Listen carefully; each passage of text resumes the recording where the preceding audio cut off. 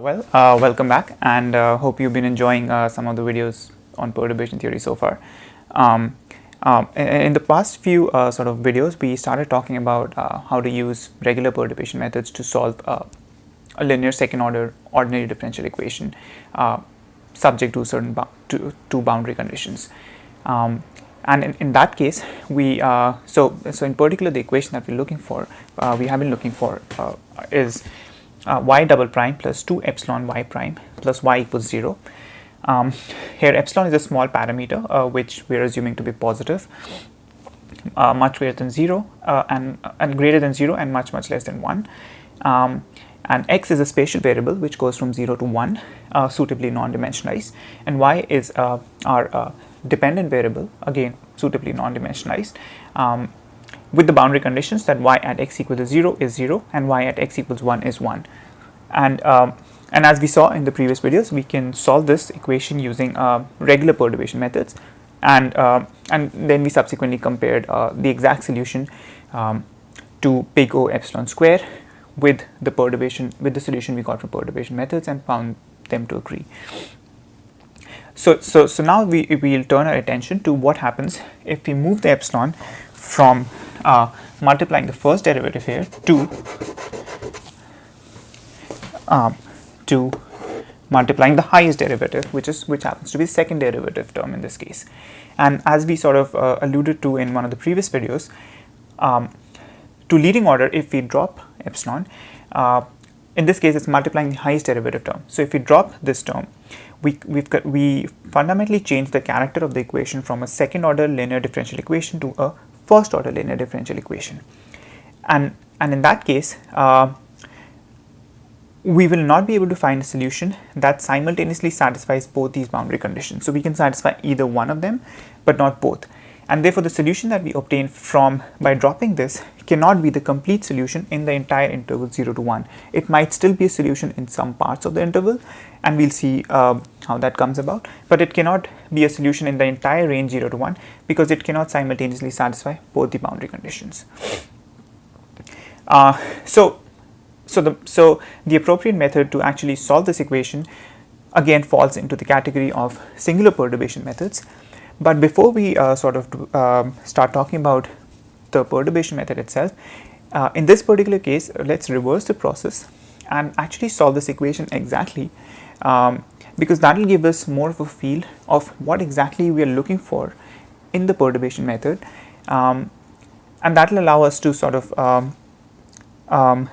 and in the process of finding the exact solution, some key ideas will emerge which will help us sort of tie together some of the concepts that we have explored before, for instance the method of dominant balance and how all that sort of comes into picture in our attempt to solving this equation using a perturbation method. So let's do that first. Let's solve this equation exactly and think about a few ideas that emerge, and then we'll in the next part of the video we'll use a particular kind of a perturbation method to solve this equation. Okay, so and again, since this is a linear second order differential equation, we can solve this by making the ansatz that y is e to the power of s of x, where s is some parameter, and this converts, and we've talked about this one on the previous video, so I'll put a link just to review, and this will convert this equation into a quadratic equation of the form epsilon s square plus 2 times s plus 1 equals 0. And once we find the roots of this equation, we can find the complete solution for this differential equation. So the roots are s1 is minus 2 plus 4 minus 4 epsilon divided by 2 epsilon. That's the first root, and the second root is minus 2 minus 4 minus 4 epsilon divided by 2 epsilon, right? And then the complete solution for the equation is y of x is c1 some constant times e to the power of s1x plus c2 e to the power of s2x. And now we need to find out c1 and c2. So we can use the boundary conditions that y at x equals 0 is 0.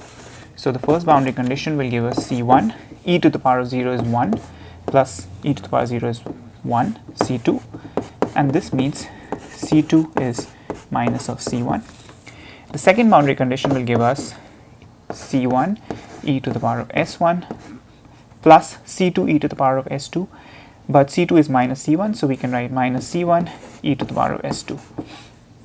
Therefore, c1 is 1 divided by e to the power of s1 minus e to the power of s2, right, which is equal to minus of c2.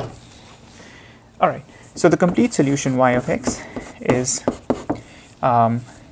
e to the power of s1x minus e to the power of s2x divided by e to the power of s1 minus e to the power of s2. So this is the complete solution to this differential equation subject to these two boundary conditions.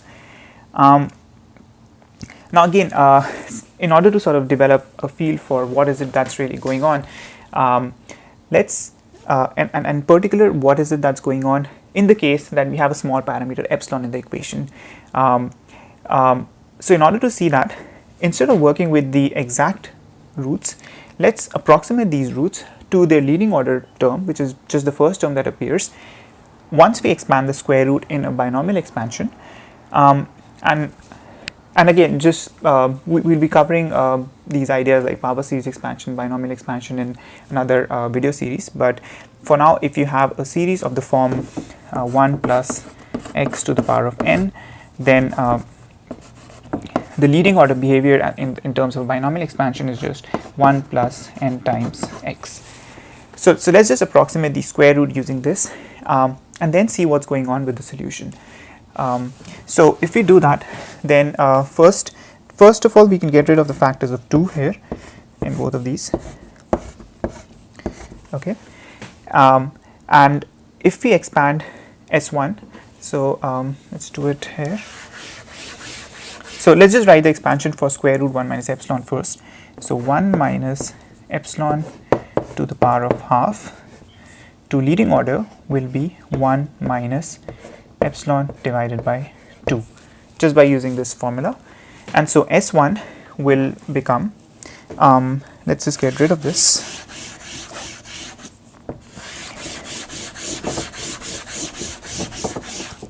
So s1, which was minus 1 plus square root 1 minus epsilon divided by epsilon, will approximate to minus 1. Then the expansion for this is 1 minus epsilon by 2, so it's plus 1 minus epsilon by 2 divided by epsilon. This cancels out and this leaves us with minus, the epsilons also cancel out, so we are left with minus half. So this is the leading order approximation for the first root s1. Similarly, the second root s2 is minus 1 minus square root 1 minus epsilon divided by epsilon, and this will be approximately minus 1 minus 1 plus epsilon by 2 divided by epsilon, and the leading order term which will dominate is minus 2 divided by epsilon plus something which will be half in this case, right? But this will be the dominant term because as epsilon is very small, minus 2 over epsilon will be much greater than half. And similarly, in this case, this will be the dominant term, will be minus half plus something big O epsilon. Okay, so in terms of these two, the approximate solution y of x will look like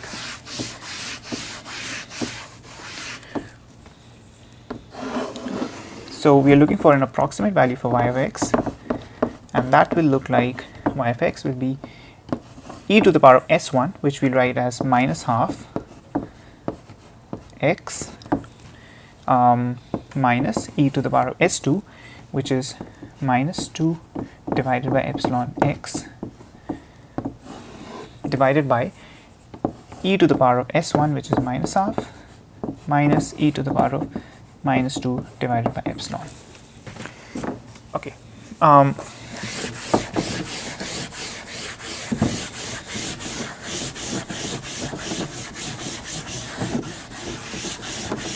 Now let's see what happens to this solution if we consider epsilon small. So we are particularly interested in small values of epsilon which are close to 0. So for instance, we could consider epsilon something like, so let's say you were looking at epsilon equals 0.1 or 0.001 or 0.01 and so on. What happens if we make epsilon smaller and smaller, or something like 0.1, which is not yet big O1. So big O1 would be somewhere when epsilon is 0.3 or greater and approaching 1, whereas what we are looking for are values which are smaller than that. And again, we have a video on big O notation, so if you like to review it, I'll just put a link to that as well. And let's plot this approximate solution in the interval 0 to 1 for some, just qualitatively, for some values of epsilon. So the range we are looking for is x goes from 0 to x equals 1, and we want to plot y as a function of x. So first let's look at what's happening at x equal to 0. So at x equal to 0, this is e to the power of 0, which is 1, minus e to the power of 0, which is 1, and the denominator is non-zero, so this whole expression is 0, which is the first boundary condition anyway. So at x equals 0, y is 0. Okay, that's a good check. So what happens at x equals 1? At x equals 1, this becomes e to the power minus half, and this becomes e to the power minus 2 divided by epsilon. That cancels the denominator, and so y is 1. So here y is 1, which is the second boundary condition. Now let's look at what is happening when x is of order epsilon.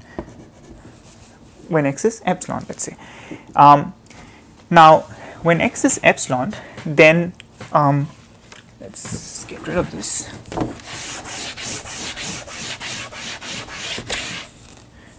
Maybe even this part. Okay, when x is epsilon, then this term becomes y is approximately e to the power of minus epsilon divided by 2 minus e to the power of minus.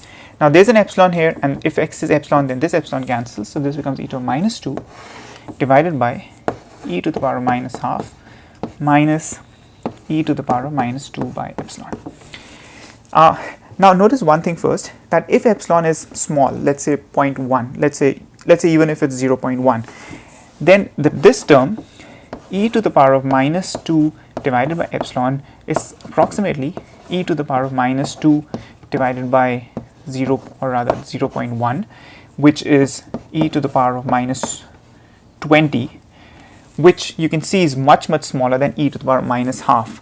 So even for values like 0.1, this term is actually negligible in comparison to this term.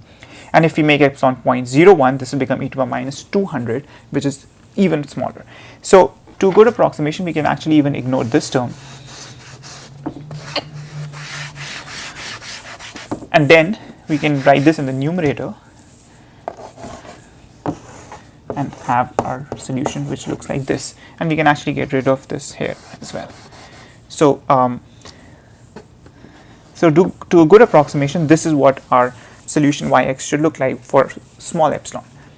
Okay, now again, when epsilon is small, let's say 0.1, then this term is e to the power of minus 0.1 divided by 2, which is minus 0.05, and then this is minus 2 times e to the power of half. And again, notice that this is very small, so this is nearly 1, whereas this is negligible in comparison to this. So this is approximately e to the power of half. And the value of e is around 2.7, and its square root would be something like 1.6. So by the time x is of the order of epsilon, the value of y is close to 1.6. Okay, what if x is of the order of 1, which is, let's say it's greater than 0.3, 0.4, 0.5 and so on? Then what's going on? So in that case, again working to the approximation that we have been working with, if x is very large, let's say of order 1, then this term becomes e to the power minus 2 divided by epsilon, which for small epsilon is again negligible. So the entire function y can be approximated as e to the power of half. We can take this to the numerator, minus half of x, which is 1 minus x. And for x close to 1, this factor is very nearly close to 0, and so this is close to 1. So we see that by the time, say epsilon was 0.1, by the time you are at 0.5 maybe, y is nearly, almost nearly 1, somewhere here maybe. So so what's happening is that within this transition region, the value of x jumps from 0 to a value 1.6, and then it drops to 1 over this interval, where it's only changing from 1.6 to 1, for instance, in this range.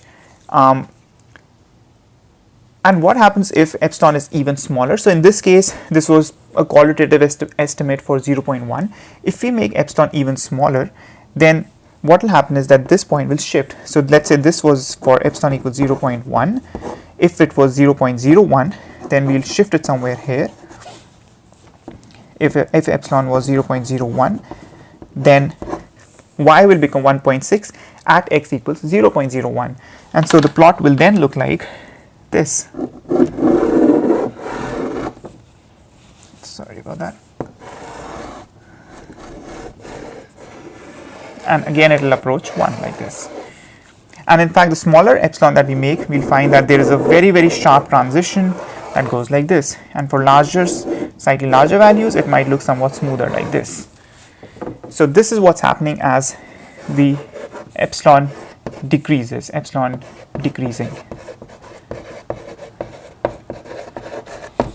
Okay, so this is quite interesting, because what this is telling us is that over a very narrow range of thickness, which is roughly of the order of epsilon, the value of the solution y changes from 0 to something of order 1, like in this case is around 1.6. So it changes rapidly from 0 to something like 1.6, and then for values of x much greater than epsilon, the value of the solution is already approaching the value that it acquires at the other end of the boundary, which is 1.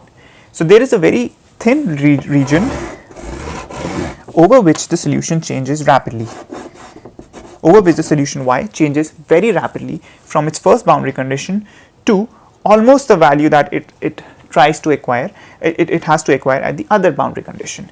And this thin region is what is called a boundary layer.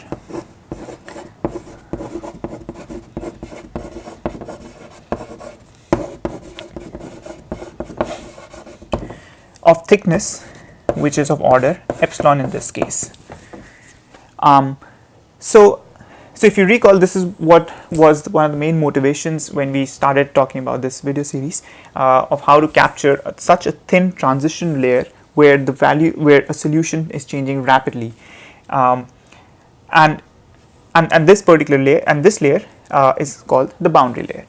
Now, so this was from the exact solution where we estimated, where we have a heuristic estimate of what is the thickness of the boundary layer. And notice that in this case, the boundary layer happens to be around x equals 0, where at x equals 1, we don't have any such sharp transition. So the boundary layer is only around x equals 0. And in fact, if we change the sign of epsilon from positive to negative, we'll find a completely different looking plot. We still have a boundary layer, but the plot will look something like this.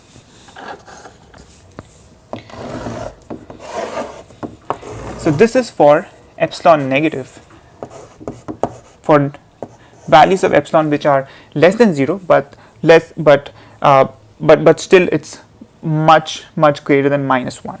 So in that case, we'll find that the boundary layer shifts from being at x equals 0 to x equals 1, and the plot will look something like this. And here is where the value is 1. And as we decrease the value of epsilon, we'll find that this region becomes sharper and sharper. So this is when we decrease epsilon, or rather we make it closer and closer to 0. So this is for epsilon much greater than, in this range. So as we make epsilon closer and closer to 0, we find that there will be sharper and sharper transition near the boundary at x equals 1. And in this case, this is called the boundary layer, but now it's localized around x equals 1.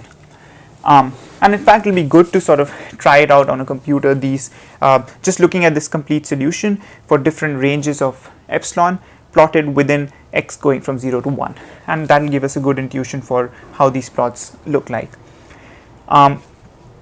So this is one of the key ideas that we want to look at now, and in the next part of the video, we'll start tackling this equation using a particular kind of perturbative method which is able to capture this sharp transition layer, or the boundary layer in this case, and that method is called the WKB approximation. Again, one of the reasons why this particular equation, rather the perturbative method that is required to solve this particular equation is called the singular perturbation method, because of the fact we can think of it two ways. One is that first of all, we are qualitatively changing the nature of the equation if you drop the term that's multiplying the small parameter. But if you look at the complete solution itself, we see that there's a layer where there's a very sharp discontinuity or a sharp transition in the nature of the solution from its value at one boundary to its value at the other boundary. So that doesn't happen smoothly over the entire range, but it happens over a very thin layer called the boundary layer, especially for smaller and smaller values of epsilon. So that is one of the reasons why the class of methods that is required to solve this equation using perturbation theory falls under the category of singular perturbation methods, and WKB method is one such method that we'll take up in order to solve this equation. So I think let's do that in the next part of the video, and we'll use these ideas of the boundary layer to think about how to go about solving this problem. And in particular, it's important to know a little bit where the boundary layer is located. So for instance, in this case it's near x equal to 0, and in this case it's near x equals 1, and that information is useful. So let's take it up in the next part of the video. So see you soon. Thanks.